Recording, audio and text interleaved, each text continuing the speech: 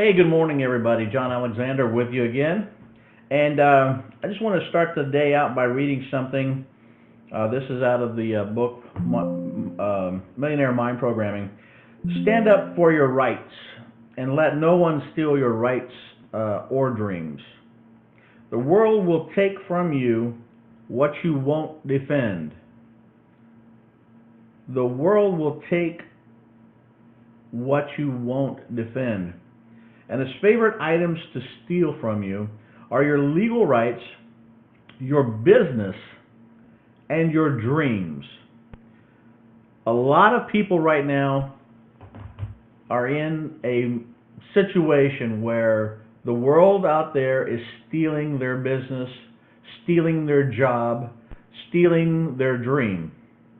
Now, some people's dream was to go to work for a company and work there 40 years or however long, 20 years, I'm not sure, because I haven't had a job since I was 22 years old.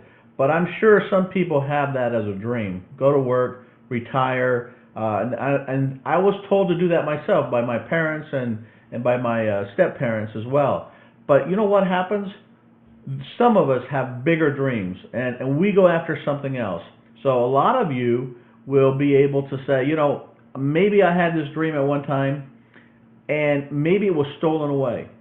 So you might have lost a job. You might have had a business, and it was taken away. Okay, so understand that happens, and it happens in life to all of us. And remember, that's the way the world works. And it really is doing that because you won't actually defend it. Now, what do I mean by defend? I mean that you have got to get back on the horse again. All right, so when something happens, you just go right back at it again, and until you get that dream. Look, I've had businesses come and go. They start, I've had them fail, and after a while I started learning the principles of business that put me in the right place at the right time. Therefore, I didn't really have to be so good at what I did. I didn't have to be a genius, and I'm not a genius.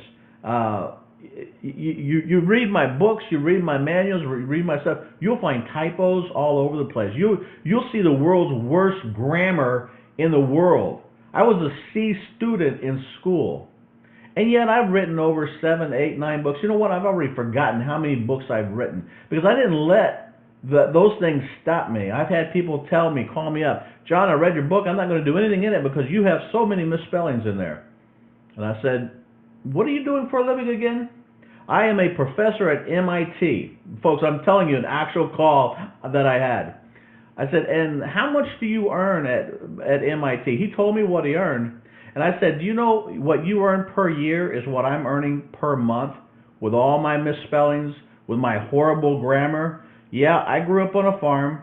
I'm a farm boy. I rode horses, roped cows, punched cows, all right, but then I had a dream. I remember specifically when I had this dream, I was driving a tractor. The dirt from the back wind I was going with the wind. It was all around me.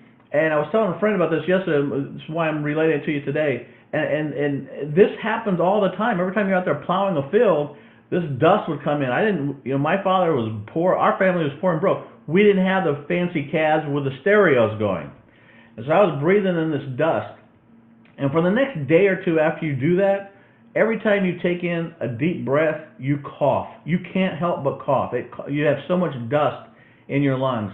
And, that was me back when I was 12 and 16. Well, I remember specifically on that tractor, and I had this dream that one day I wouldn't be doing this. One day I would be chauffeured around in limousines. I would go pick up my parents and take them out to dinner. I would pay for everything. I had a dream that I would have other people employed because I started figuring out you need to have other people working for you in order to make money. And this dream started to come together in my head at 16, and I went forward with that dream. My whole life was making that dream come true. And folks, it didn't really take that long to make that dream come true because if you focus on it and you desire it strong enough, you will accomplish it.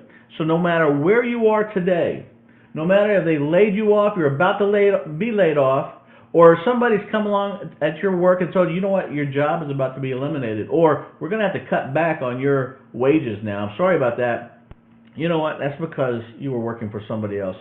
You put all your trust and hope and future and dreams in the hands of somebody else called an employer, and now you're starting to learn the lesson of that. And it is a horrible lesson to learn. You know, we all go through it at some point, all right? And you start to wake up, though, you know, and that's really when you start to wake up and realize, hey, wait a minute, I need to be the guy laying off other people. If somebody's going to get laid off, it should be somebody else, not me. That means I need to be the CEO. I need to be the owner of that business. And I came to that early on. I was lucky. Because of that, I have worked a home-based business since I was 22 years old. 22 years old. Now, there's a lot of perks that go along with that. I'm not going to go into it all, but let me tell you something.